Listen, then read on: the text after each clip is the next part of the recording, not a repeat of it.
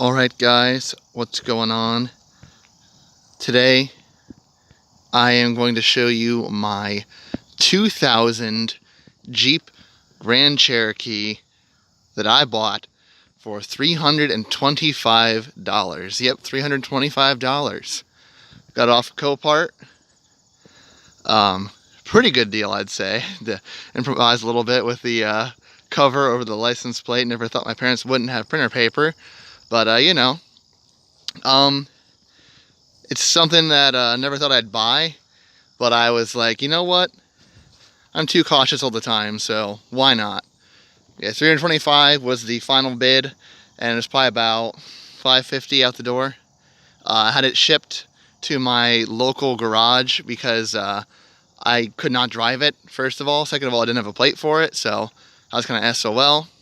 So today I'm going to give you a little bit of a tour of what we got going on here and plans I have for repairs. It needs quite a few repairs, so it's going to be a while before we can get it back on the road. I want to get it back on the road though before the end of the year, because this thing has good heat. The cooling system is really good, because right over there, that's my current car, 1996 Ford Taurus. Now it's a good car, it's been super reliable. I got it at 87,000 miles. It's now at 111, 112. Really good car. It's just that it has the common problem with the Vulcan engine, with the internal rusting in the cooling system, so it's a pain in the ass to have to deal with. And I'm actually going to clean that out today. That little voice crack there. Clean that out today and hopefully get some heat back, because the heat only works on the highway, and I live in the city now, and that usually doesn't do me any good. I'm actually visiting my parents here because they keep the cars. They've got a car lot, basically. They've got so many cars, but you know, you always need extra vehicles, right? So let's start here with the driver's side. Usual wear right here. You cannot seem to find these in junkyards. People have already taken all of them, and usually they do have, if you find one, they come with these little damaged pieces there, so I'm going to be okay with that. Two-person memory. This is the limited trim. I don't know if I told you guys that or not. Right here on the door. Limited trim. So this has got the 4.7 liter V8 engine in it, with producing like, I think, 230, 240 horsepower. So not a whole lot, but it gets this car going. Sounds good too. It's got the tan interior. Look at the gorgeous shine on that. Sorry, this is actually recording on my phone, so hopefully it looks good. Hopefully it sounds good. I did a test last night, and I was making sure it looks good. I got tilt steering wheel.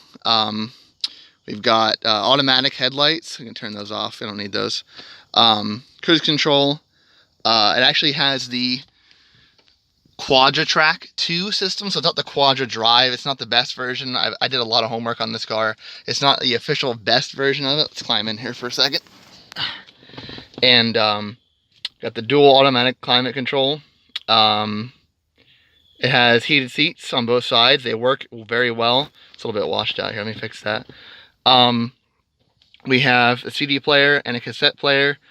I'm planning on taking the cassette player and modding in a Bluetooth unit so I can run this thing through Bluetooth. I'm going to currently have to use one of those scuffed ones where you tune into a radio station, but I don't want to have to do that.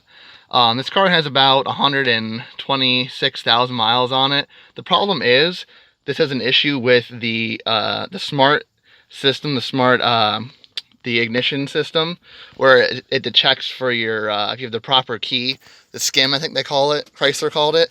And after a while, my gauges just die when I'm driving in the car, and the mileage stops tracking. So they actually exempted it from the title. So who knows? Probably has about 130,000 miles on it. I'm pretty sure this car was junked for the fact that the fuel pump was bad and it didn't turn over anymore. It would crank hard, but it wouldn't turn over. I took it to a shop. It was about $400. They put a new fuel pump in, and this thing runs like a dream. The problem is that I can't see how fast I'm going. I can't see the gas. I can't see the tach. I can't see anything, especially when I wasn't sure how this car ran. I needed to see what the temperature was so it wasn't overheating. I did do a coolant change, but didn't need it, actually. It was amazing coolant. I'm just so used to that darn Taurus over there rusting on the inside. Glove box, airbag, nothing special. This is going to be fun. It's a cheap fix, but they have to use door stops to keep that up, because both motors on the passenger side from the window are dead. They don't even try. So that's like $30 each. I'm not too worried about that. Got the Infinity Gold sound system. There we go. It doesn't sound that great, I'm not going to lie. The tweeters up front don't sound very good. I hear them buzzing, so the tweeters might need to be replaced. Leather is actually pretty good condition. Let me actually get out of the seat. Ouch. So the leather's not in bad condition. There's only one tear, and it's like right here. But otherwise, really gorgeous leather. Only problem is, check this out with the seat. See how that's wiggling? How much light do we got down here? Boom. I don't know if you can see that, but it is snapped off right here. This kind of wobbles freely of that bar. So we're going to have to replace this whole bottom piece eventually if I want to have a stable ride. That, and I cannot tilt the front up at all. I can tilt the back, but you can hear that clunking. It doesn't want to go. That part, there's a bar in the middle that turns the whole seat. It's just broken. So I'm gonna have to get the bottom part replaced. My dad said he'd help me out with that. Otherwise, that seat works perfectly fine. This one's okay. I have not found a better seat at a junkyard anywhere. This is probably one of the best seats you can find in a 20-year-old, well, almost 20-year-old Chrysler product. So we're going to the back seat now. Oh, good. The door's locked. Also, listen to this, guys. Ready? So that motor over there is absolutely destroyed for the locks. It just whines. It doesn't unlock. Really, the back seat was fantastic. The only problem I had was this did not have rear headrests. Actually, one of these pieces was missing. It was lying around in the car. I had to go get it, and everything was good. So I went and got these from the local junkyard. $10. And they're fantastic looking. They got a little bit of wear, but it actually matches this vehicle. The previous owners were big smokers because, let's see if I can find it. There's a burn mark, or whatever that is, in the seat. Absolute trash owners previously. They had the little car scent trees everywhere. The leather pouches in the back seats. The wobble is really obvious now. Cup holders. I didn't actually have these in my Taurus, so it'd be nice to have these. The Taurus was just before the age of ridiculous amounts of beverages, so there's that. Yeah, I mean, really nice. Actually, these are split seats, and I didn't mean that in a different way. These open up, and I've actually vacuumed out this car a bit. It's still a little dirty. It's gonna need a lot of love, but I vacuumed out most of it and got a lot of the crap out. Like, see, there's more of that, whatever that is. It looks like a burn mark. Maybe it's not a burn mark. If you guys know what that is, let me know. I could use some detailing tips, to be honest, because this car, even though it is worn out to crap, and I'll show you guys some more imperfections, but I want me to be proud of this car. I want to make it, a nice car to ride in, because, it's your car. You should really take good care of your car. Like, these door sills need cleaned out. Look at that. Or the, whatever you want to call that, the stop. Something that nobody else ever does probably is clean this out, but I have, and it looks good. Like, there used to be like sludge and slime all over this, and this would squeak. I hit that with some lubricant, all-purpose lubricant, and it doesn't squeak anymore. Nice and smooth. I don't like seeing that dirty, because think about it. If fuel were to get in there, or something would have happened, you touch it. It's just a mess. I don't know. I clean the weirdest spots in my cars. And yes, this did come with the Chrysler tow hitch on the back. It was mandated, or not mandated, but it was recalled, I should say. It should be mandated anyway, that these were put on, because that's the only part stopping your gas tank from being hit underneath when somebody hits you from the rear, which would leak gasoline and say there's a fire. Fire plus gasoline is not good, guys. One repair I'm going to do today is fix this third brake light. It does not work when you put the brakes on. I could show you guys that in a bit. I have a bulb for it. I'm hoping it's just a bulb. We'll see. There's a V8 badge. V8. Some of these lenses are a little worn, but I'm not too worried about that. It's got a crack in it, but it's fine. These tires are toast. Really, they're just not that great. There's like barely any tread left in them.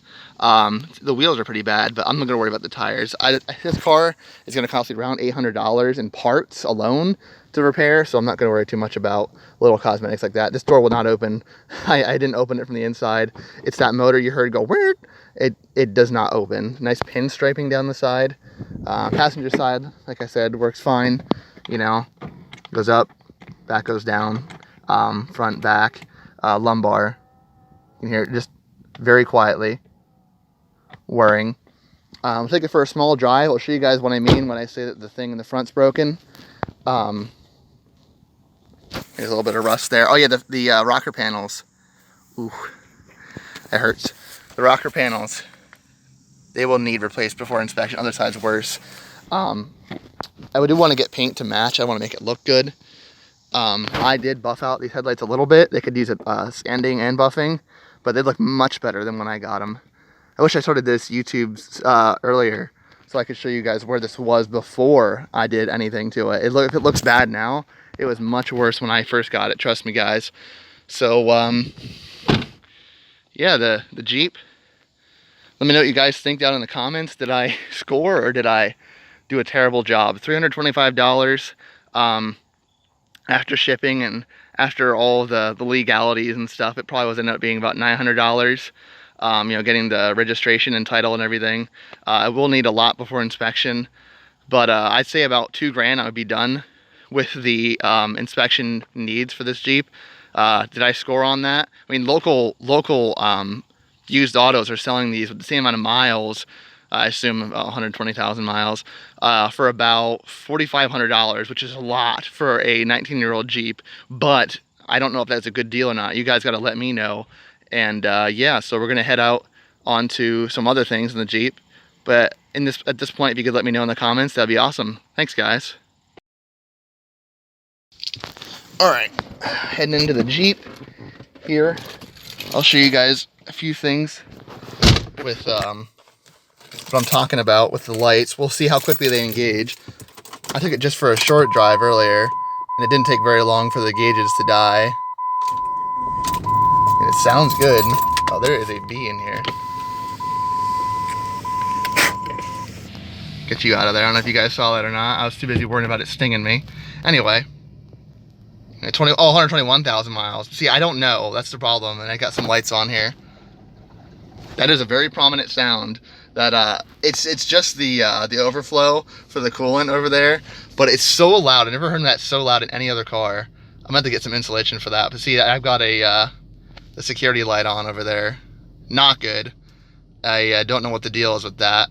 Check engine light, of course. What's the use junk salvage car without a... Actually, this is the clean title. I shouldn't even say salvage. Clean title. Couple lights on. It says have great heat, great AC. I definitely scored on that. ABS seems to work. Granted, I have no idea because the suspension in this thing is trash. It just wobbles over the road. Here we go. The gauges are dying. See, I got all my gas light on, ABS on, brake on, even though the brake is not on. Check gauges. See, I have no gauges now. Please, if anybody can let me know in the comments, what can I do to check how to fix this? That would be superb.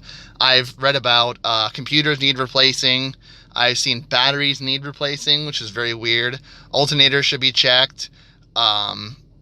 People have just said clean out the connectors for the computer. Please do let me know. The computer is in the engine bay, right about over there in the passenger side. It's not in the car. It's very unusual. Chrysler and their antics. No surprise there. Let me know. So I mean, everything in this car works good. I don't know if the AC will turn on now. Sometimes that does break with the when the system goes out. So the AC's turned on. It's actually quite a cold day today. So the AC is not what I care about, really. I'd like to have the heat, so we'll see how the heat goes. It probably needs to take it on a drive. I did take it on a little bit of a drive before I started this video. The temperature was up, but now it's down to 0 again. The heat's nice and strong already. This thing's not even really running. It's barely been running. So that's not the time, by the way. I've been taking the battery out for numerous tests. This run thing runs good. The systems work. There's a little light on there. It's kind of hard to see on camera. This thing's just it's good electronically as far as this stuff goes. I don't know what the hell's going on with this. People have said, you know, just get a new computer. It's about $200 on eBay. I'll reprogram to my car. You get the little driver information system up here. There's me. Hi. So we can see how many miles till service. Let's see how to get this in the... Choose your language, you know, other settings in there. This did come with a key fob, which is nice. But I might have to get this reprogrammed. So we'll see. I have not messed with this at all. I don't want to. There's an axle seal. I'll go through and show you a couple of things that need replacing as well. Sorry if I'm in a little out of order this video, because I'm trying to figure out this whole YouTube thing. So let me know how I'm doing in the comments too. It might seem a little awkward, but please bear with me here. So yeah, I mean, this is my problem right now with this. Runs and drives just fine, but the gauges are dead. Dead and dead. So let me know what you guys think about that. If you've had this problem with your Jeep, tell me what you did to fix it. I've also heard battery cables. I have no idea. People are ridiculous. I'll try a couple things today and I'll let you guys know what happens in the next one. But yeah, so let's shut her down and I'll go show you a couple things underneath that are wrong with the car before that needs fixing. All right, so one thing with this Jeep that I do like compared to my sedan or my wagon, the Taurus, my fingers in the way, is that it's super easy to climb underneath. Just rub my ear on something. Probably just water, but don't like things in my ear. Anyway, steering stabilizer, which we've already replaced. Look how nice and shiny that is from Rough Country, I think it was. Fixed a lot of our issues. We accidentally ground down that welded nut there. We didn't realize it was welded until it was too late. But yeah, steers great now. It's gonna need lower control arms. I think it's what these bad boys are. It sags a lot. Really pretty clean under here. Oh, we did an oil change, which was nice and easy. Thank you, Chrysler, for that. The shop did say it needs motor mounts because it does clunk when it goes into gear just a little bit and doesn't always do it either, which is weird. Is that like a control arm? I don't know if you guys can see that. It's a little wet. I think that's a control arm. My dad did say that this part, this clunks right here. I think he was twisting it. This one. But, God, if I know. I'm learning everything about cars every day. It has an exhaust leak a little bit. You can hear it rumble underneath. So I might just have that welded because I really can't afford an exhaust right now. That's it for up here. Let me show you guys the back. Now, this is where the fun is. Back here. I'm going to need a new gas tank. Skid plate, because look at that. It's rusting all the way down the middle. It's holding for now, but it will not pass inspection. He says I definitely need to replace it before the next one. And I really don't want to have to pay for a new one because it's $250 for a piece of molded metal. Ridiculous. Ooh. Look at that. What in the world? That is blown to shit. I did not even see that. Wow. That shock, or whatever it was, is fucked. Oh, man. No wonder the ride's so bad. Let's get under here a little bit more. I wanted to show you guys the axle seals. I think that one is okay. Over there, you can see it's relatively dry. That shock is also fucked. My God, I didn't even know that. There's the rear control arm, I'm pretty sure. The thing I'm focusing on, right in the middle of your screen. Apparently that's bad. Ooh. Leaky diff. Okay. Oh, man. All I'm seeing is dollar signs. Look at this one. Look at this seal. Look how wet that is. I'm going to have the shop do that. Fuck that. I've looked at the process. You either have to have a hydraulic press to press the bearing and seal back onto the axle, or you just hammer it in regneck style with a pipe over everything. And I don't want to break my axle, so I'll let them do that. He even was like, you honestly just better have us do it because it's just not worth it doing it yourself. The light. Oh, God. These tires, again, the tread is terrible. Needs tires all the way around. There's the... What do we got up there? What is that? Is that the transmission, back of the transmission up there? A little wet. I mean, it's pretty solid underneath otherwise. It's the normal rust belt issues. Because that's where I'm at. But, I mean, I'm going to have to do this. And that's really not that interesting. It's just me taking a bulb out. Washer jet. I did not have a wiper on that Taurus, and I wish I had, but thank you for that, Ford. Anyway, that's it for this one, guys. Let me know what you think of the 2000 Jeep Grand Cherokee Limited with the 4.7 V8.